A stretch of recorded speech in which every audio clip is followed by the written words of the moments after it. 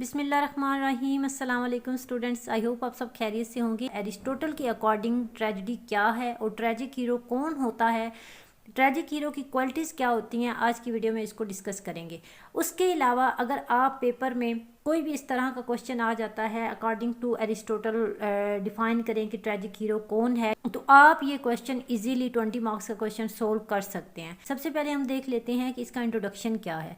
Aristotle के according tragedy सिर्फ persons की इमिटेशन नहीं है, बल्कि ये इमिटेशन है लाइफ की और एक्शन की। ये बात तय है कि ह्यूमन एक्शन के बगैर ट्रेजेडी एग्जिस्ट नहीं करती। एरिस्टोटल की ये ऑब्जर्वेशन एक रिलेशनशिप बनाती है ह्यूमन एजेंट्स में और एक्शंस में। ट्रेजेडी रिवॉल्व करती है एक सेंट्रल फिगर के इर्द गिर्द, जो कि होता है ट्रेजिक हीरो। एक ट्रेजेडी में एक जो सेंट्रल फिगर होता है उसके इर्द गिर्द स्टोरी रिवॉल्व करती है। ठीक है। The three formative elements of a tragic plot, that is peripety, suffering and discovery, are closely linked with him.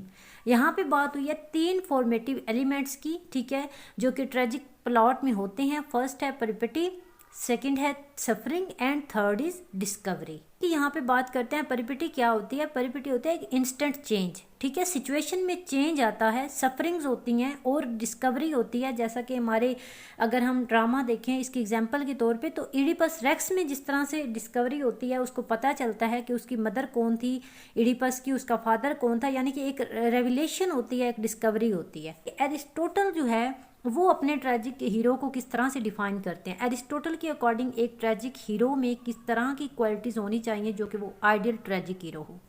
उनकी ओपिनियन ये है कि ट्रेजिक हीरो को एक अच्छा इंसान नहीं होना चाहिए। He should not be completely good, for his suffering will destroy the social and moral ethics. ठीक है, वो कहते हैं कि एक एमिनेंटली गुड मैन जो होता है उसको इस तरह से नहीं दिखाना चाहिए कि उसकी जो हैप्पीनेस से वो मिजरी की तरफ जाए, क्योंकि जो सिचुएशन अरोज होगी उससे वो ना तो पिटी को शो करेगी और ना ही फेयर को।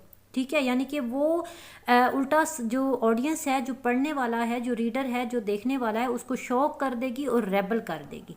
ठीक है, तो उसको उसने ये कहा है कि जो ट्रेजिक हीरो है उसको कम्प्लीटली एक एमिनेंट शख्स नहीं होना चाहिए। Second comes a bad man.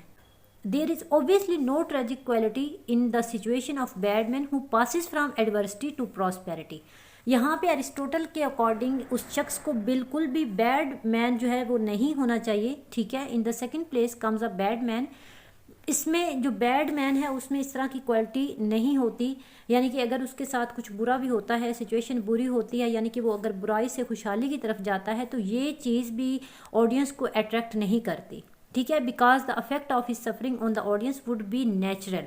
उनको लगेगा कि वो तो इतना बुरा इंसान है ऑलरेडी, तो उसके साथ तो ये चीज़ वाकई होनी चाहिए थी, वो डिजर्व करता है। ठीक है, the fall of such a man will not arouse the emotions of pity and fear which is the chief aim of a tragedy. यानी कि इस तरह के इंसान के साथ जब ट्रेजेडी होगी तो उसको सोसाइटी एक्सेप्ट नहीं करेगी, बल्कि उनको ये चीज़ नेचुरल लगेगी। तो इस तरह से कोई भी इमोशन अरोज नहीं होगा, ना ही पिटी का ना ही फेयर का। ठीक है, यानी कि इमोशंस को अरोज करना ये तो चीफ एम है ट्रेजेडी का। इस तरह से क्या होगा, हमारी सेंस ऑफ जस्टिस जो है वो अनसेटिस्फाइड रहेगी। ठीक है, आई होप आपको इसकी समझ आई होगी। यहाँ पे एरिस्टोटल ने 2 पॉइंट दिए हैं। एक में उसने बात की है गुड मैन के बारे में और सेकंड में उसने बात की है बैड मैन के बारे में। यानी कि ना तो ट्रेजिक हीरो को इतना अच्छा इंसान होना चाहिए कि उसके साथ अगर बुरा हो तो सोसाइटी को जो है वो बिल्कुल शौक लगे और रेबल सा एक फील हो।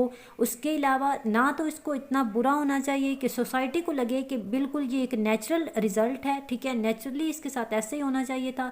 मतलब कि दोनों सिचुएशंस जो हैं वो अरोज नहीं करेंगी पिटी और फियर के इमोशंस को। तो ये 2 पॉइंट दिए थे एरिस्टोटल ने। नेक्स्ट पॉइंट हम बात करते हैं कि एरिस्टोटल के अकॉर्डिंग ट्रेजिक हीरो किस तरह का होना चाहिए और ट्रेजिक हीरो में किस तरह की क्वालिटीज़ मौजूद होनी चाहिए। एरिस्टोटल जो है वो सजेस्ट करते हैं कि किस तरह का पर्सन है जो कि तमाम आइडियल ट्रेजेडी की रिक्वायरमेंट्स को लिए क्वालिफाई करता है।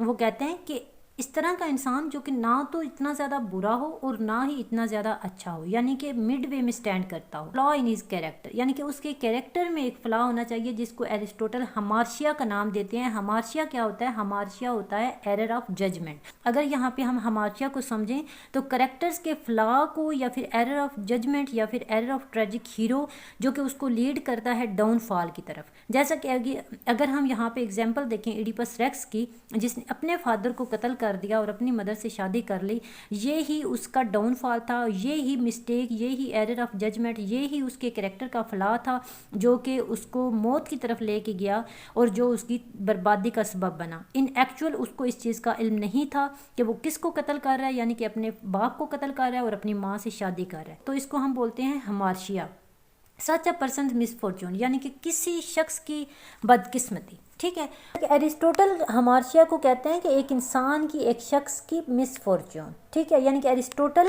Aristotle think will arouse emotions, pity and fear, यानी कि उस शख्स का जो ट्रेजिक फ्लॉ है, जो उसकी हमार्शिया है, जो एरर ऑफ जजमेंट है, ये चीज़ ऑडियंस में, लोगों में इमोशंस अरोज करेगी फेयर के और पिटी के।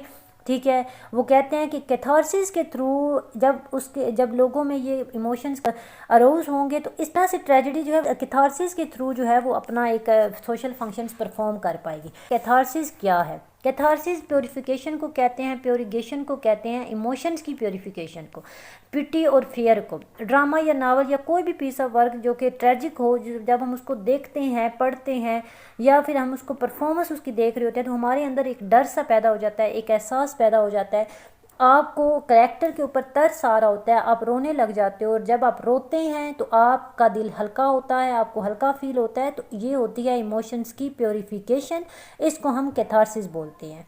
ठीक है, आई होप आपको ये समझ आई होगी। इसी तरह से हमें पता चलता है कि अकॉर्डिंग टू एरिस्टोटल किस तरह का शख्स जो है वो ट्रेजिक हीरो होना चाहिए। ऐसा शख्स जिसके अंदर कोई ट्रेजिक फ्लॉ हो, उसके कैरेक्टर का कोई ऐसा डाउनफॉल जो कि उसको इस सिचुएशन तक ले जाए कि जो कैरेक्टर को देख के ऑडियंस के इमोशंस को अरोज किया जा सके, उनके फियर को, पिटी को अरोज किया जा सके, इस तरह के शख्स को ही ट्रेजिक हीरो होना चाहिए। According to Aristotle tragic hero जो है उसकी पर्सनैलिटी कैसी होनी चाहिए, उसको एक टोरिंग पर्सनैलिटी उसकी होनी चाहिए, उसके सामने जितने भी बाकी कैरेक्टर्स हों छोटे लगें। ठीक है, एरिस्टोटल जो है वो कहते हैं कि उस कैरेक्टर के अंदर जो है वो एक पावरफुल सा होना, उस कैरेक्टर को पावरफुल होना चाहिए। ठीक है, उसकी इंटेलेक्ट जो है वो पावरफुल होनी चाहिए, जैसा कि हम यहाँ पे कोट कर सकते हैं, हेमलेट को कोट कर सकते हैं, इडिपस को कोट कर सकते हैं। ठीक है, according to Aristotle tragic hero एक मैन होना चाहिए हाई रैंक का, तो आम आदमी नहीं होना चाहिए। ठीक है, उसको या तो किंग होना चाहिए या फिर प्रिंस होना चाहिए या फिर जनरल होना चाहिए। ठीक है, जैसा कि हमारे पास एग्जांपल है किंग लेयर की, हेमलेट की जो कि एक प्रिंस था, और मैकबेथ की जो कि पहले जनरल था और फिर बाद में किंग बन गया। इस तरह से हम ये शॉर्टली कह सकते हैं कि फेमस पर्सनैलिटी होनी चाहिए ट्रेजिक हीरो की, और उसका फाल जो होगा, यानी कि रिज़ल्ट ये होगा कि उसका फाल जो है वो पूरी सोसाइटी का फाल होगा, पूरी नेशन का फाल होगा, यानी कि हर एक इंसान जो है वो उसके साथ अटैच होना चाहिए। और जब उसके साथ इस तरह का कोई ट्रेजेडी हो तो सबको, उसके सब लोगों के में वो इमोशंस अराउज होने चाहिए और सबको दुख होना चाहिए, इसमें हमार्शिया होना चाहिए, इसमें कैथारसिस के थ्रू जो है वो ट्रेजेडी के असल मीनिंग जो है वो नज़र आए। ट्रेजिक हीरो को जो है वो एक सुपर क्वालिटीज़ रखने वाला इंसान होना चाहिए, वो बहुत ज़्यादा रिस्पेक्टफुल हो और बहुत ज़्यादा सक्सेसफुल हो, और उस सक्सेस की वजह इनर क्वालिटीज़ हों। ठीक है, लेकिन इसके साथ ही उसमें कुछ ट्रेजिक फ्लॉज होने चाहिए जिसकी वजह से वो कोई गलती कमिट करे, ठीक है, कोई मिस्टेक करे, जिसके नतीजे में एक कंप्लीट प्रॉब्लमेटिक लाइफ शुरू हो जाए और उसकी डेथ को उसका पेन से रिलीफ समझा जाए। यानी कि अगर उसकी डेथ होगी तो तभी उसको उस पेन से जो है वो रिलीफ मिलेगा, अदरवाइज़ वो अपनी लाइफ में उस चीज़ को सफ़र करता रहेगा। इसकी ग्रेट एग्जांपल हम किंग लेयर देख सकते हैं, उसके अलावा हम इडिपस रेक्स को देख सकते हैं। ओवरऑल इस क्वेश्चन को सॉल्व करने की पॉजिटिव बात यह है कि हमने इंग्लिश हिस्ट्री के अंदर बहुत सारी ऐसी ट्रेजेडीज़ देखी हैं, बहुत सारे ऐसे ट्रेजिक वर्क्स देखे हैं, पढ़े हैं, जिनके अंदर एरिस्टोटल के तमाम जो व्यूज़ हैं, तमाम जो क्वालिटीज़ हैं जो उन्होंने एक ट्रेजिक हीरो की बताई हैं वो मौजूद हैं। जैसा कि अगर हम शेक्सपियर के किंग लेयर की एग्जांपल लेते हैं तो किंग लेयर की पर्सनैलिटी भी एक टोरिंग पर्सनैलिटी है, वो एक मैन ऑफ हाई रैंक था। ठीक है, उसकी क्वालिटीज़ बहुत ज़्यादा सुपीरियर थी, वो एक सक्सेसफुल पर्सन था अपनी लाइफ में। बट क्या हुआ, फिर उसकी अपनी ही एक मिस्टेक की वजह से उसकी लाइफ में एक फ्लॉ आ गया। ठीक है, और उस फ्लॉ के रिज़ल्ट में क्या हुआ कि उसकी जो एक रिज़ल्ट इस तरह का निकला कि chain of cause and effect start होगी, जो कि उसकी सफरिंग का बायस बनी, और वो सफरिंग जो उसकी डेथ तक चलती रही, उसकी डेथ जो है वो उसके लिए रिलीफ के तौर पे सामने आई। ठीक है, he dies because he has suffered a lot, वो इस वजह से मर गया कि उसने बहुत ज़्यादा तकलीफ बर्दाश्त की थी। Thus king Lear satisfied almost all the qualities